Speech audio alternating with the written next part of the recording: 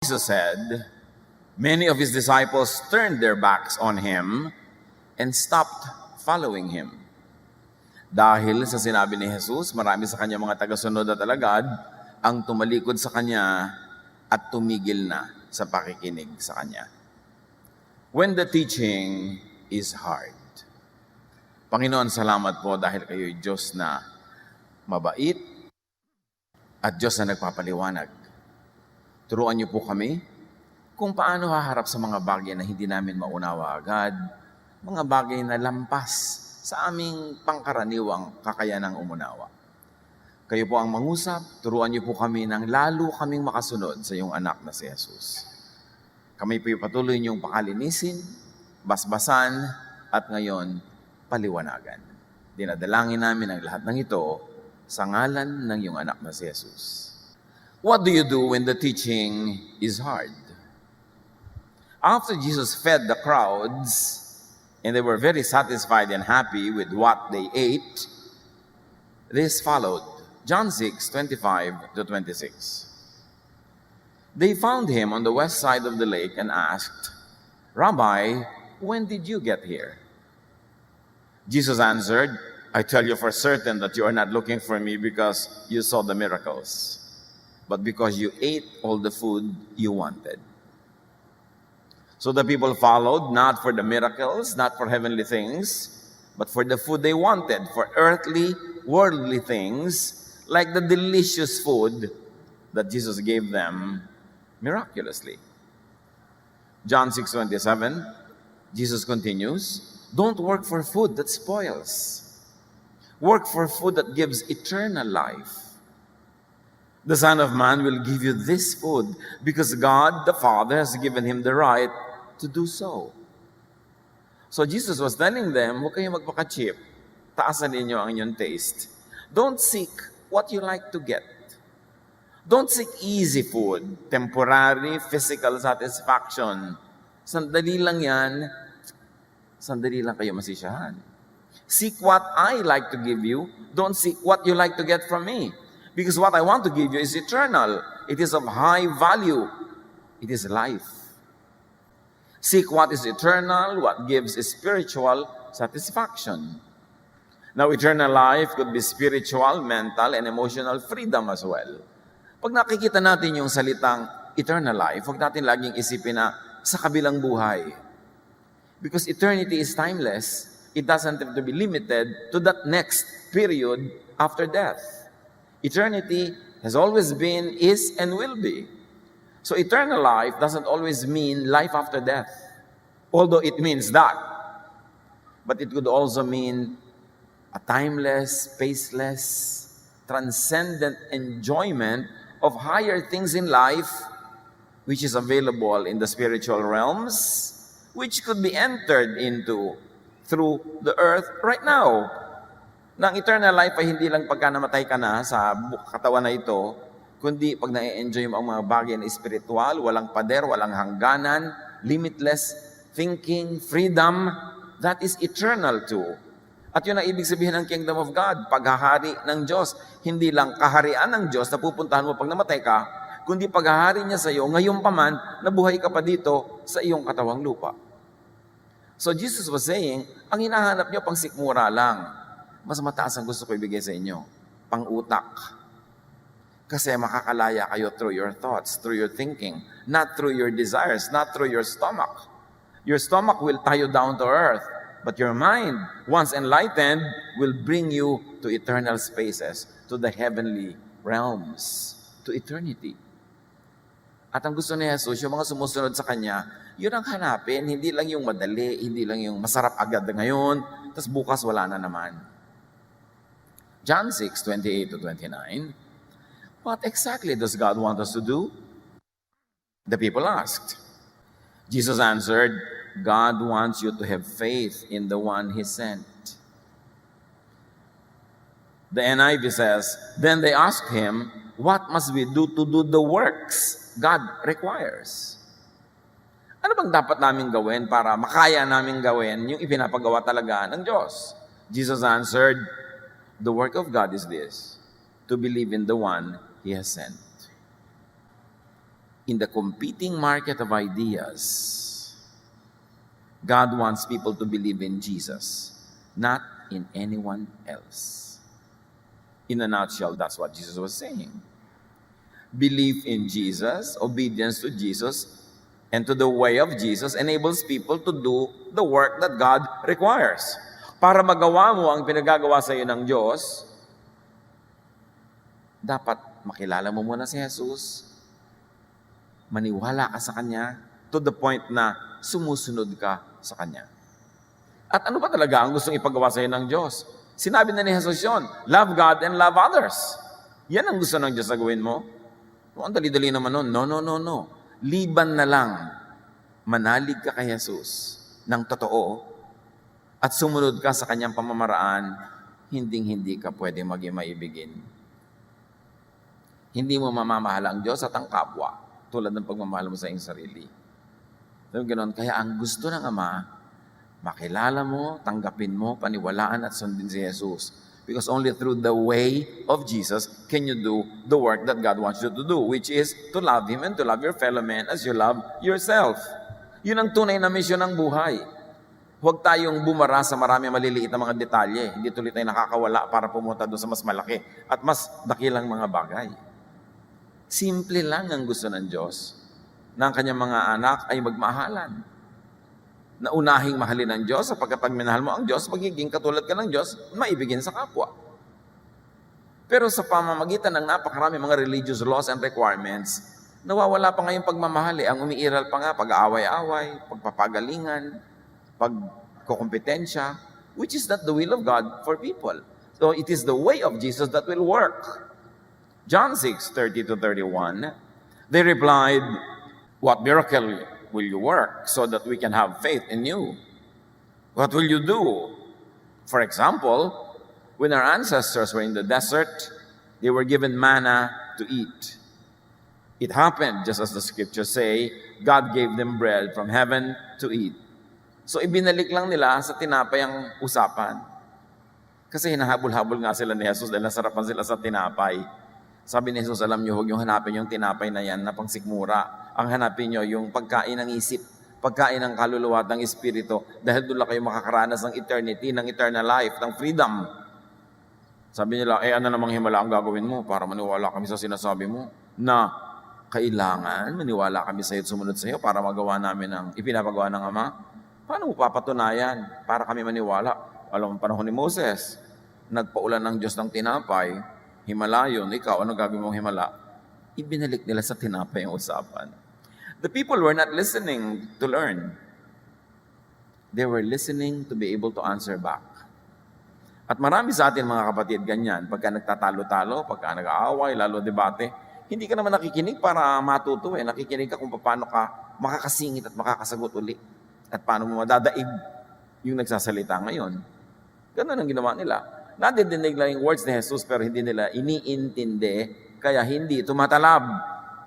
John 6:32-33, Jesus told them, "I tell you for certain that Moses wasn't the one who gave you bread from heaven. My Father is the one who gives you the true bread from heaven. And the bread that God gives is the one who came down from heaven to give life to the world." Suddenly, inungkat na ni Jesus si Moses. Ang daming pag-ungkat ni Jesus kay Moses kasi ang pinaniniwalaan ng mga tao noon, si Moses. Kay Moses sila makakakita ng kaligtasan, kay Moses sila makakapasok sa kaharian ng Diyos, pagsunod sa mga kautusan ni Moses at mga kautusan ng iba na sinabi na rin nilang utos na rin ni Moses. So pag sinabi mong Moses, hindi lang siya, kundi lahat ng traditions that are ascribed to him, although added by others after Moses. Sabi niya, hindi naman talaga si Moses ang nagbigay sa inyo ng tinapay eh. Ang Ama sa langit ang nagbigay sa inyo. Bagamat yung dumaan na yon nung panahon ni Moses sa tinapay, pang tiyan lang. Ngayon, ibinigay ng Ama ang tinapay na pang espiritu, pang puso, pang isip. Ako yun.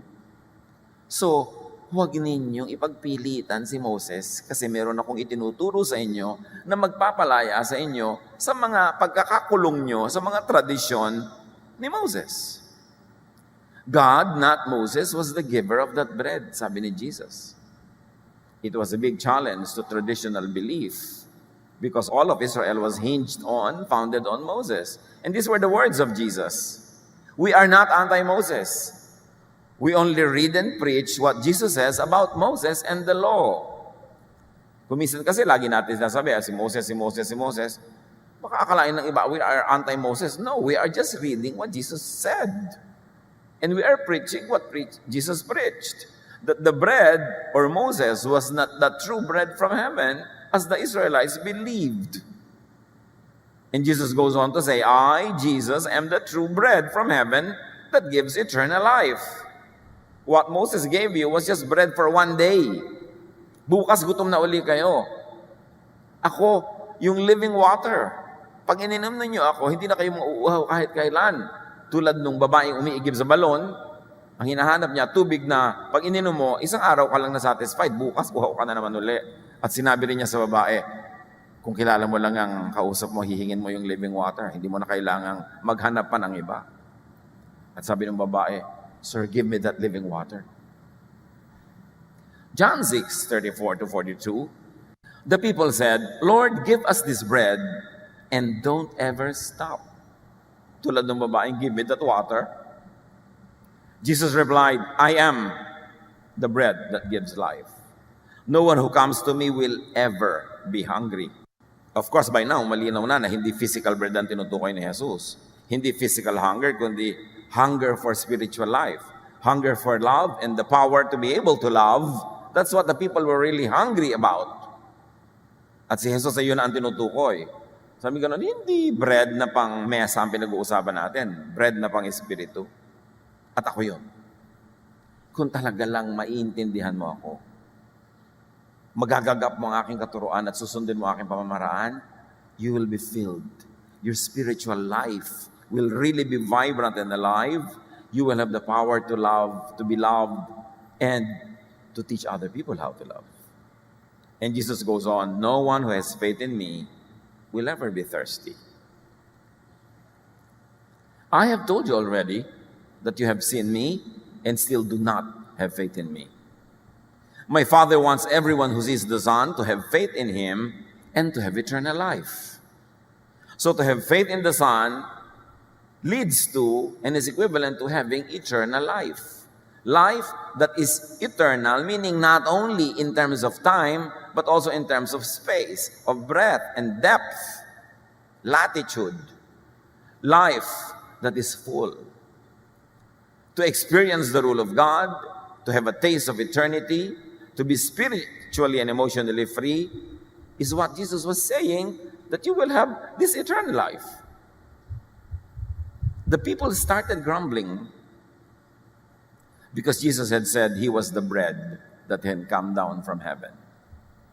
They were asking each other, isn't he Jesus, the son of Joseph? Don't we know his father and mother? How can he say he has come down from heaven? So ginawa na naman ang literal. So niya, paano siya naging tinapay? Hindi naman siya harina. Di ba anak yan ni Mary at ni Joseph? Kilala natin ang mga magulang. Paano niya sasabihin? Galing siya sa langit. Alam natin, hindi. That's what they knew.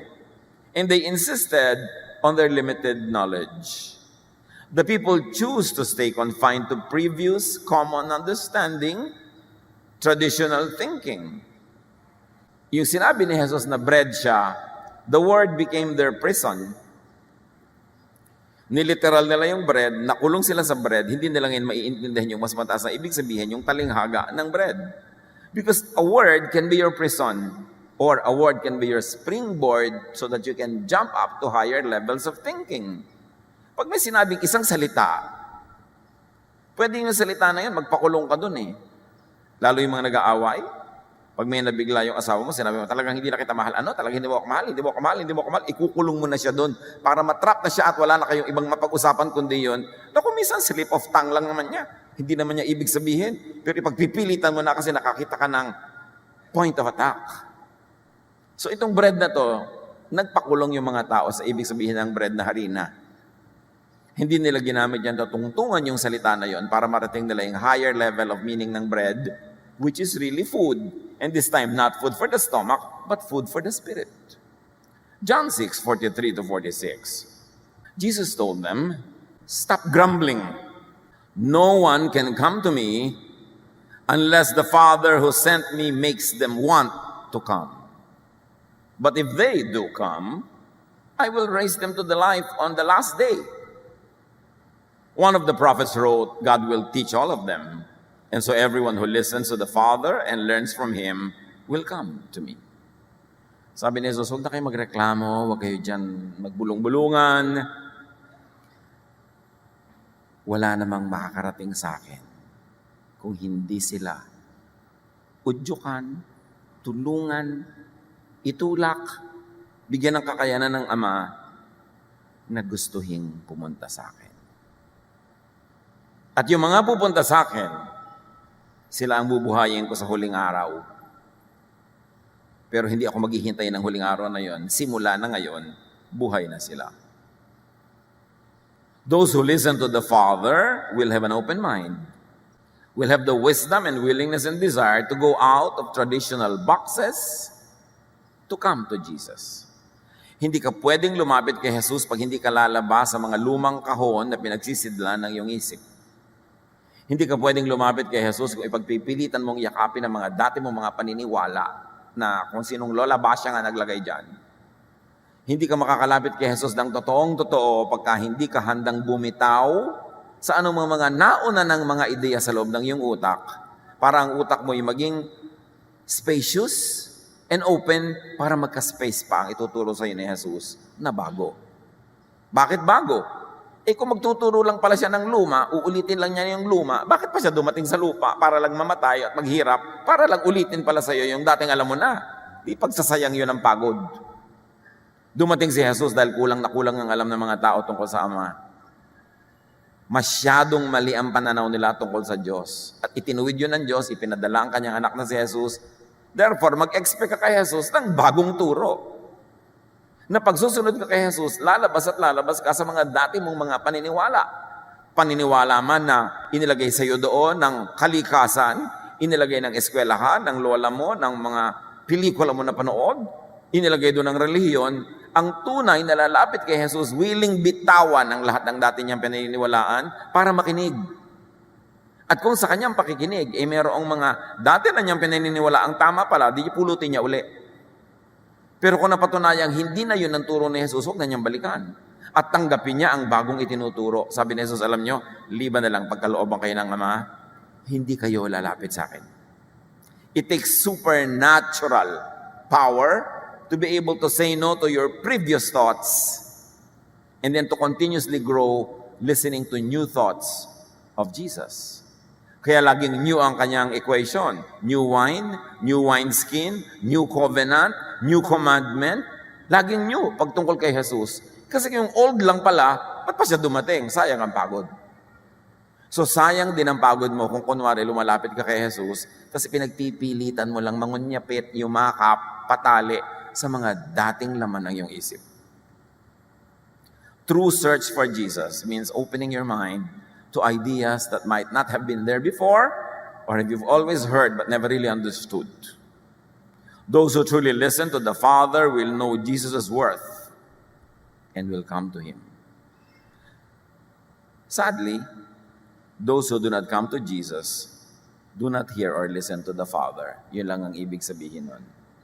Sabi ni Jesus, alam nyo, ang pupunta sa akin, yung binayayaan ng Diyos, ng Ama. Pero ang hindi pupunta sa akin, ibig sabihin, nakasara ang tenga, nakasara ang mata, nakasara ang isip. At maraming tao yayabang pinalayan. Ako, serrado, lekandado. Ipagyayabang mo sarado ang iyong utak. Nakakatuwa bang sarado ang utak ng isang tao? Isinasara mo lang ang utak kung natatakot ka sa liwanag na baka pumasok doon at tumalsik lahat ng mga kadiliman. Pero kung ikay hindi takot sa liwanag at hindi ka natatakot na ang laman ng utak mo ay kadiliman, hindi ka matatakot magbukas. Kasi mabuti at masusuri kung anong laman ng iyong isip. Madadala mo kay Jesus, maikukumpara mo, para maituwid ang liko, maitama ang mali, maliwanagan ang madilim. Verse 46, the only one who has seen the Father is the one who has come from Him. No one else has ever seen the Father. Jesus said, referring to Himself. And you should take a look at Jesus' unique credential.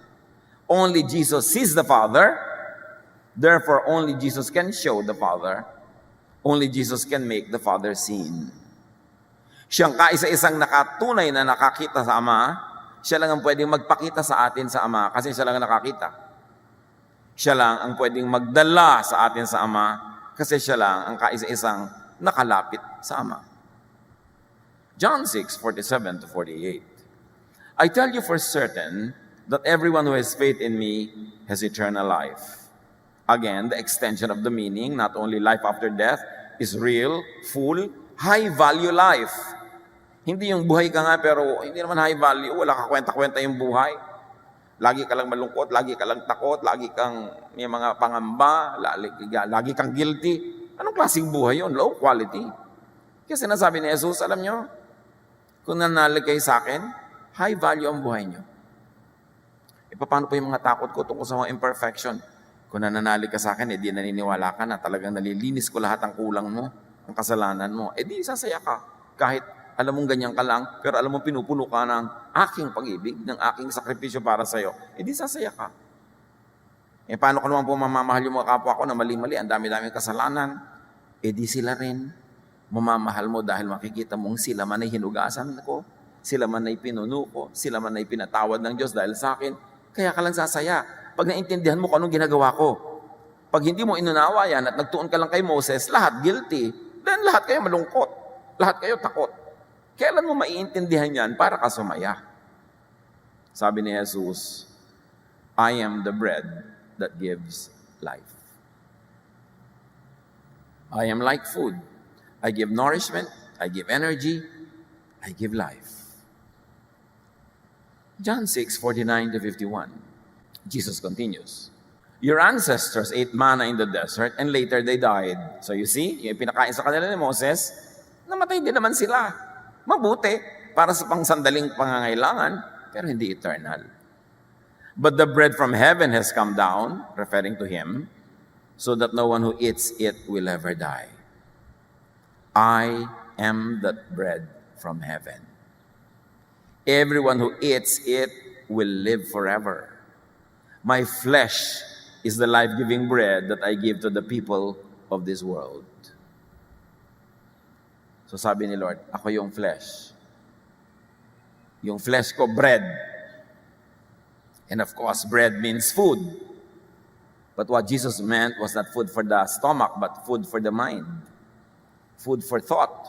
Food for the spirit. Therefore, that flesh is really none other than teaching. The flesh of Jesus that we should eat is the teaching of Jesus that our minds must consume and live on. Kailangan ng konting pagtitiis pag pinag-aaralan ng mga ganitong mga usapin kasi hindi madali. Gustong-gusto ng mga tao, yung ikwento nyo nga po yung kiyatongin na gumaling, ay, ang sarap, ang ganda pakinggan, ang dali, di ba? Yung mga wine na galing sa tubig, ang daling maintindihan.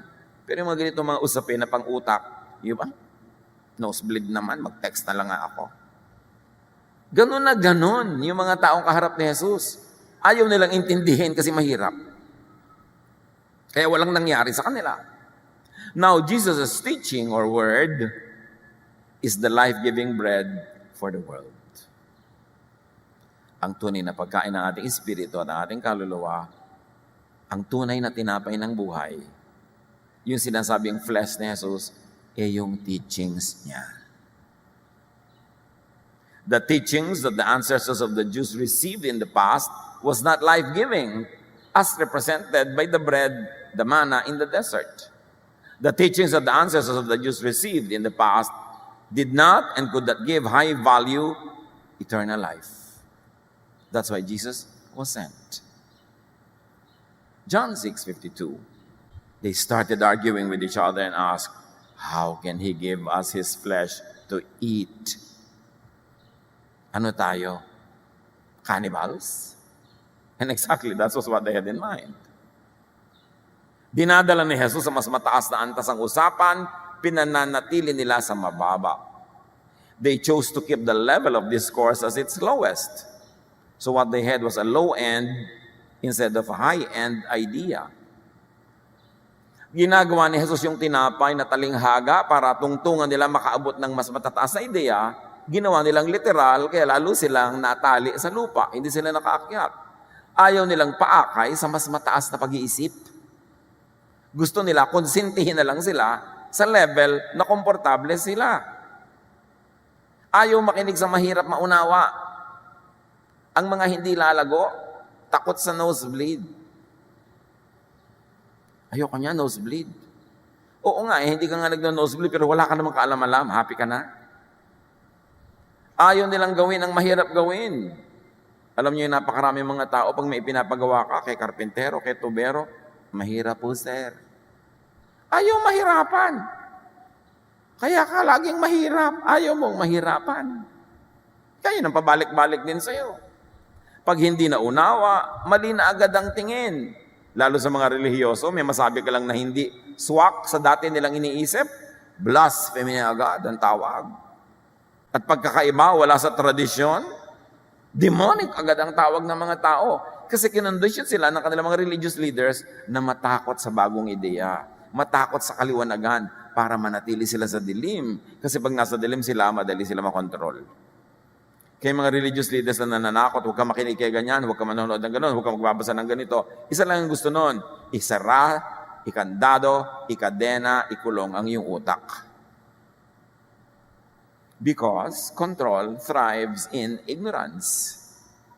Kaya pati si Jesus, dahil popular, dahil maraming himala, dahil maraming naniniwala, ang itinawag sa kanya ng mga religious leaders, Prince of Demons. Para matakot ang mga tao. Sabi ng mga tao, si Jesus nakakapagpagaling naman yung sakit. Prince of Demon yan, kaya nakakapagpalayas ng demons.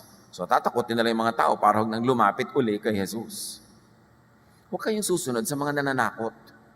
Dapat ang susunod nyo, yung nag-encourage. Kasi sa pananakot ng pananakot, liliit ang inyong utak, makukulong kayo. Follow people who allow you to think, to be free. Kahit mga kamag-anak natin, mga magulang, mga parents, pero walang ginawa kundi manakot. Kasi gusto na ilagay yung mga bata sa bulsa nila, wala nang aalis sa tabi ko para lagi na lang nakikita ko kayo dyan, tatakutin ko kayo against the world. But that is not the style of Jesus. John 6:53 to 56. Jesus answered, I tell you for certain that you won't live or you won't have a life unless you eat the flesh and drink the blood of the Son of Man. But if you do eat my flesh and drink my blood, you will have eternal life. And I will raise you to life on the last day. You know, the Jews never ate meat with blood. Ito naman si Jesus talagang meron ding napaka-lalim na sense of humor. Yung pang ginawa niyang example, so niya, drink my blood, eat my flesh. Exactly what is so offensive to traditional Judaism. Kita niyo ang ginagawa niya, binabasag niya yung mga malapader na paniniwala ng mga tao tungkol sa kanilang relihiyon. So ang ginawa pa niya example, yung pinaka nakakasuka sa mga Jews, yung iinom ka ng dugo at kakain ka ng laman. My flesh is the true food, sabi niya, and my blood is the true drink. If you eat my flesh and drink my blood, you are one with me, and I am one with you. So, pag binasa mo to literally, that was very offensive to the Jews. And that's exactly what Jesus was doing. He was shaking them at the very foundation para magising sila mula sa kanilang pagkahimbing, sa kanilang contentment, sa kanilang low-level life. Gusto silang bigyan ni Jesus ng eternal high life. Pero dapat muna silang gisingin, at para gisingin mo isang tao, dapat mong ugain. Inuuga niya. Blood, flesh, kakainin namin. Para sabihin sa kanilang, yung mga paniniwala nyo tungkol sa blood, sa flesh, hindi kakainin. Hindi yan talaga big thing. Pero masyado nyo lang pinapalaki. But Jesus was really saying, unless you believe in and obey my teachings, you will not have real life. Yun ang kahulugan ng eat my flesh and drink my blood. The word of Jesus, freedom in Jesus, could be offensive to traditional religious thought, to Jewish thought, and even to traditional Christian thought. Maraming ang Jesus doctrines sa Christian tradition. Idinagdag ng mga believers ni Jesus after Jesus went to heaven. idinagdag ng 2,000 years of religious history na pagka ngayon merong isang idea ang Christianity, dapat mo munang salain kung Jesus ba yan o Christianity lang, tradition lang na idinagdag ng mga tao. Kaya kailangan talaga ang Jesus filter. Pag may katuruan, may tradisyon, may regulasyon, salain mo muna kay Jesus. Baka man invento lang yan ng 2,000 years of church. Tulad ng Lord's Supper, hindi ka pwedeng kakain ng merong lebedura. Hindi naman yun ang ibig sabihin Jesus na lebedura. Ang ibig sabihin niya yung teaching of the Pharisees. Pero it translate na ng mga tao into physical, real, literal, pampaalsa ng tinapay. So, kailangan na suot ng choir blue. May sinabi ba si Jesus na gano'n? Kailangan hati ang worship into fast and slow. Sinabi ba yan ni Jesus? Marami tayong traditions. Nagawa na lang natin. Merong papasa sa filter ni Jesus, merong hindi. Kaya kailangan Jesus filter. Now, John 6:60, many of Jesus' disciples heard him, and he said, "This is too hard for anyone to understand." And up to today, madidinig mo yan. Ang hirap naman ng turo. Sana hindi na lang yon. Disciples pa yung nagsasabi, ha?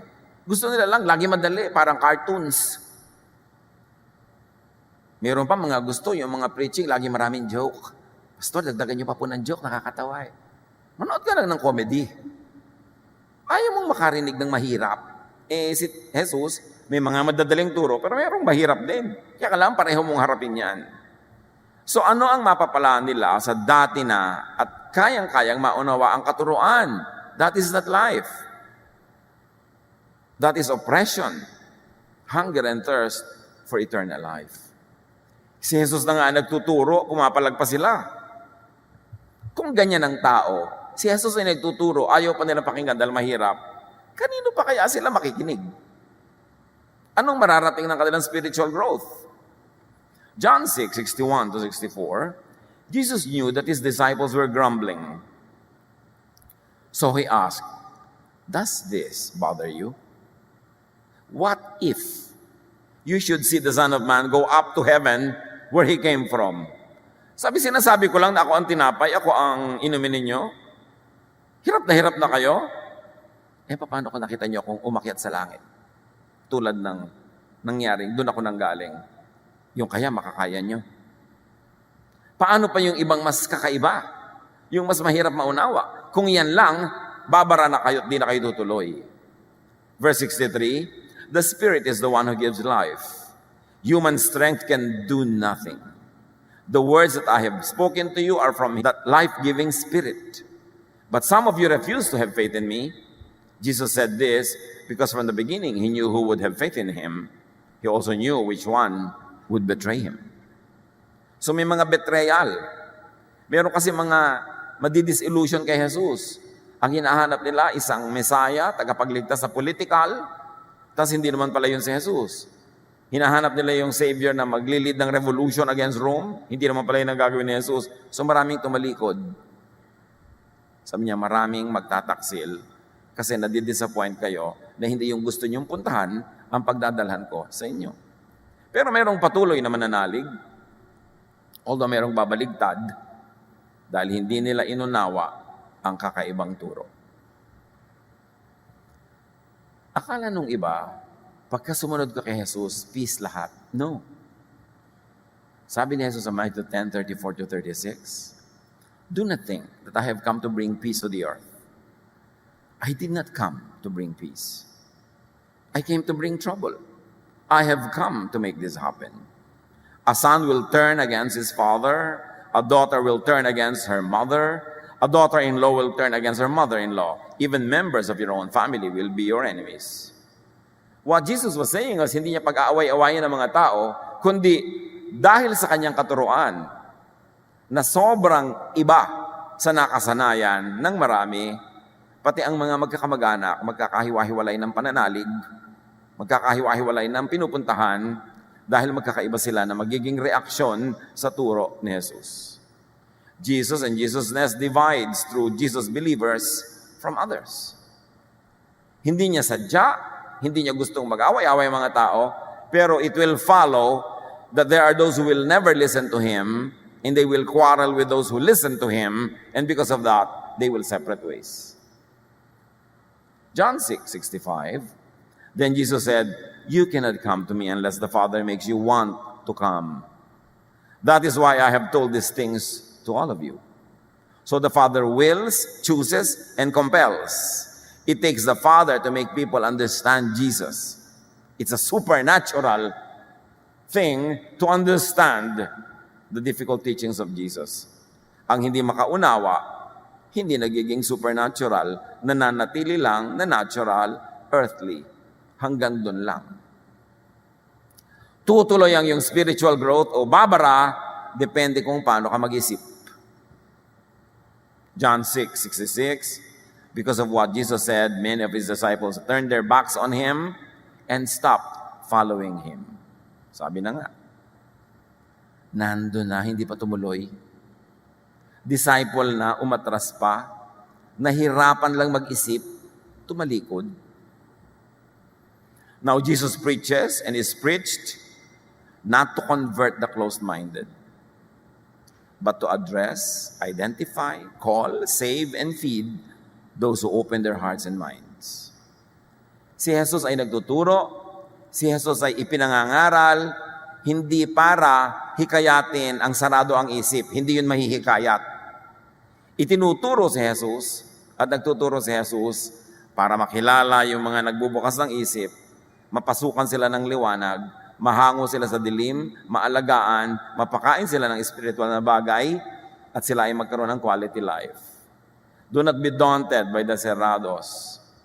Huwag na huwag kayong magtikom ng bibig, manahimik, dahil ang alam nyo may mga taong ayaw maniwala. But for the sake of those na maniniwala o naniniwala, you open your mouth and you preach and teach and you reach out to the open-minded. Huwag niyong payagan na yung ayaw maniwala, yung mga kontrabida, ay kumontrol sa inyong pagtuturo. Nagtuturo kayo hindi para baligtarin ang ayaw nilang pabaligtad na utak. Nagtuturo kayo para doon sa mga handang-handa at willing na maliwanagan at nakabukas ang isip. For the sake of those people, you open your mouth even though you are stoned by those who do not want to believe in you. John 6:67-69. Jesus then asked his 12 disciples if they were going to leave him. Kasi ang dami na nag-aalisan. Simon Peter answered, "Lord, there is no one else that we can go to." Walang katulad nyo. Kayo lang ang nagpapalaya. Kayo lang nagmamahal ng walang patakaran. Kayo lang nagpapatawad ng walang singilan. Kayo lang ang tumatanggap sa mga itinatakwil ng lipunan. Kayo lang ang nagbubuka sa mga pinagsasarahan at itinatadyakan at itutulak ng iba. Kanino pa kami pupunta? At sabi ni Pedro, your words give eternal life. Your words give life after death, and your words give life before death. Even now, we behold eternity. We behold the expanse of God's love because of your words, because of your teachings. Those that remained with Jesus understood that Jesus meant that his teachings when he referred to the flesh and blood, not literally eating him and drinking his blood. Those that remained understood that true life could only be had in, through, and by the teachings of Jesus. At sabi sa verse 69, we have faith in you, and we are sure that you are God's Holy One. Love, forgiveness, acceptance, rest, peace, satisfaction, fullness, eternal and quality life can be found in Jesus alone. And this is the life that He means. Sabi niya, I am the way, the truth, and the life. Ako lang ang paraan para ka makapunta sa Ama. Yung sinasabi ko lang sa inyo ang katotohanan na magpapalaya sa inyo at sa akin lang kayo makakita ng buhay na ito. Outside of me, puro condemnation yan. Puro guilt, puro fear. That is death. That is not life. Kaya sabi niya, I am the way. 2 Peter 3:18, but grow in the grace and knowledge of our Lord and Savior, Jesus Christ. Growing into Jesusness entails outgrowing un-Jesusness. The law of impenetrability sa physics, only one thing occupies one place at one time. If you want Jesusness inside your mind, you've got to throw out and Jesusness. Hindi pwedeng sabay. It means changing from one mental frame to another. Spiritual growth, hindi palakas ang kanta mo, parami ng verses ang nalalaman mo, padami ng ministry. Spiritual growth is changing, increasing, improving the level of your thinking. That you begin to think like Jesus and you begin to understand the way that He took. Ang tunay na paglagong espiritual, ang paglipat mula sa parang batang pag-iisip tungo sa mature thinking. 1 Corinthians 13:11. When I was a child, it means a spiritual child, I talked like a spiritual child. I thought like a child. I reasoned like a child. When I became a man, when I became spiritually mature, I put the ways of childhood behind me. So dapat nagmamature. Kung ang alam mo, ang ugali mo, ang iniisip mo noong bago kang makakilala sa Panginoon 10, 15 years ago, the same pa rin ngayon, walang growth na nangyari. Kasi dapat patuloy na naiiba yan. Patuloy na nag-i-improve, na-fine-tune. 2 Corinthians 3:18, and we all contemplate the Lord's glory, we are being transformed into His image with ever-increasing glory, which comes from the Lord, who is the Spirit. The CEV says, the Lord's Spirit makes us more and more like our glorious Lord. Ang goal ng Christian life, lalo, patuloy, increasingly, maging kamukha ka ni Jesus sa pag-iisip. So, dapat pabait ng pabait, pabuti ng pabuti, padagdag ng padagdag ang love, palakas ang kakayanan mag-forgive, magpalampas ng mga bagay na dapat palampasin na lang, you become more like Jesus. As you think of Jesus, as you think like Jesus, you become more and more like Him. Kaya dapat siya ang pag-isipan. Yung pamamaraan niya ang pag-isipan, pamamaraan niya ang sundin. Grow into Jesusness. Into what personhood are you growing?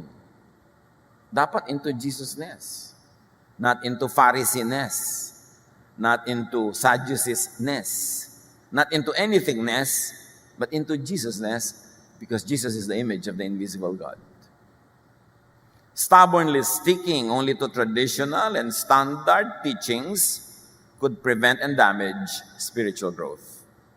Willing ka dapat magpakawala, mag-release, bumitaw sa mga dating kaugalian at paniniwala kung napaka-convincing naman ang ebidensya ng Scripture tungkol sa turo ni Jesus. Grow out of old mindsets and mentalities. Sa spiritual growth, you cannot be conservative because a conservative person does not grow. The mere word conserve means stay as you are, as is, where is, walang gagalaw, walang iibahin, yun ang conservative. Paano ka mag-grow kung conservative ka? Nakakulong ka, nakatali, wala kang iibahin. 2 Timothy 4:2-3, preach God's message even if it isn't the popular thing to do. You must correct people and point out their sins. Now, pag sinabing sins, akala lagi ng iba sa traditional thinking, adultery, robbery, telling lies, although sins yon. Pero ang mas malalim na ibig sabihin ng sin dito is the sin against the Holy Spirit, the sin against Jesus, which means unbelief in and rejection of Jesusness. Yun ang malaking sin. When you reject the thoughts of Jesus, the teachings of Jesus, to the point that you never leave the other teachings because of your loyalty to those teachings, that is sin. Huwag natin i-confine yung sin sa mga sexual immorality, sin yan. Sa mga kung ano-anong dati na, hindi tuloy natin napapansin yung mas malalang sin. Rejecting Jesus. Rejecting the idea, the teaching, the method of Jesus. The time is coming when people won't listen to good teaching. Instead, they look for teachers who will please them by telling them only what they are itching to hear. Sabi niya, alam niyo, darating ang panahon, ang mga tao, hindi na sila maghahanap ng magandang katuruan. Ang hahanapin lang nila yung katuroang gusto nila marinig, yung katuroang nakasanayan na nila, na hindi sila madidisturb, walang iibahin. So yun lang ang gusto nila. Pero sabi ng Timothy, you must work hard to tell the good news. And what is the good news? The good news of God's love and grace. Not the bad news of legalism and condemnation. At sabi, and to do your job well. That is what you should focus on. Romans 12:2, don't be like the people of this world, but let God change the way you think. You see, laging utak ang pinag-uusapan dito. Let God change the way you think about God and true godliness. Then you will know how to do everything that is good and pleasing to Him. And what is good and pleasing to God? The loving way, the Jesus way. So grow into Jesusness. Do not be afraid to think. Huwag kayong matakot. Nakakatakot mag-isip, baka maging blasphemy. Hindi ka papagalitan ng Diyos pag nag-isip ka kasi kaya ka nga binigyan ng utak eh. So do not be afraid of those who think. Only those who like to control you will make you afraid of thoughts, of thinking. Do not refuse challenging thought if it makes you grow into Jesusness. Okay lang i-challenge sa mga thoughts kung ang bunga nagiging kamukha ka ni Jesus. So ano ba ang talab sa'yo? Nang iyong pinag-aaralan, nang iyong pinapakinggan, sinusundan, ang talaba sa isip, sa asal, sa ugali? Huwag matakot kung napapabuti ka. Pabait ka ng pabait. Pabuti ka ng buti. Nagiging more and more loving ka. Anong nakakatakot doon? Eh, ganun si Jesus. 1 Corinthians 2:9, but it is just as the scriptures say. What God has planned for people who love Him is more than eyes have seen or ears have heard. It has never even entered our minds. Nakita yung sinasabi dito? Alam nyo kung anong hinanda para sa inyo ng Diyos? Ni minsan, wala pang nakakita, nakarinig, ni hindi sumagi sa inyong isipan. So, ibig sabihin, huwag tayong palimit doon sa dati na nating nakita, narinig at alam. Kasi ang talagang ibinigay at hinanda para sa atin ng Diyos, higit-higit at lampas-lampas doon. Eh pero kung magpapakulong ka sa dati mo na lang alam, sa dati mong narinig, sa dati mong naintindihan, lalong hindi ka makakarating doon sa napakaraming malalawak, magaganda at matataas na bagay na inihanda ng Diyos para sa iyo. Pero wala ka pang idea up to now. That's why you have to open your mind. Grow into Jesusness. Do not be limited by tradition in your thinking and belief, by what is easy, visible, audible, and imaginable. Do not be limited by what you have already understood and what you can easily understand. Open your mind to more learning, to more teaching, and do not be afraid to change your mind. When convinced with evidence that tells you that Jesus wants you to think this way and to do it this way. John 6:66. Because of what Jesus said, many of His disciples turned their backs on Him and stopped following Him. Biruin nyo, nando na sila, umalis pa. Dahil lang na-offend sila sa sinasabi, hindi nila inintindi. Eh, kanino naman kaya sila sumunod? Dahil tumigil na silang sumunod kay Jesus. Kanino? Eh, saan naman kaya sila napunta? Kanino kaya talaga sila? Dahil tumalikod sila kay Jesus. 1 John 2:19, diyan sa mga tumatalikod dahil nahihirapan ang pag-iisip, they went out from us, but they did not really belong to us. For if they had belonged to us, they would have remained with us. But their going showed that none of them belonged to us. Nag-uusap-usap ang mga mananampalataya, may mga humiwalay sa kanila, umalis. Sabi, umalis sila kasi hindi naman talaga sila natin kapamilya. Kasi kung talagang sila ay katulad natin, dapat nanatili sila. Yung pag-alis nila isang patunay na they don't belong with us. Iba sila. Yan ang sinasabi nila. Nakaumang na, lumabas pa, hindi kinayang umunawa, the 12 and some others stayed. And the rest is history. What is the Jesus way? When the teaching and the going gets tough, the tough gets going. Don't give up. Keep studying. Keep learning. Be willing to change your mind when you are facing evidence from the very mouths of Jesus. Kung mula sa katuruan ni Jesus, sa buhay niya, sa halimbawa niya, nakakakita tayo ng mga direksyon na dapat tayong may baguhin sa ating pag-iisip, sa ating ugali, sa ating pamamaraan, sa ating paniniwala, do so. Because we must let God change our mind so that we can prove and we can approve of what God wants to give to us. Ano ang nahihirapan kayo na sundin sa turo ni Jesus? Ano ang sumisira sa ating loob na magpatuloy sa pagsunod sa Kanya? Sino ang mga umaagaw ng ating loyalty mula kay Jesus? Kaugalian ba? Tradisyon ba? Sino? Ano? Panginoon, turuan niyo po kami na isuko ang aming isip, ang aming puso sa inyong anak na si Jesus. At sa aming nababasa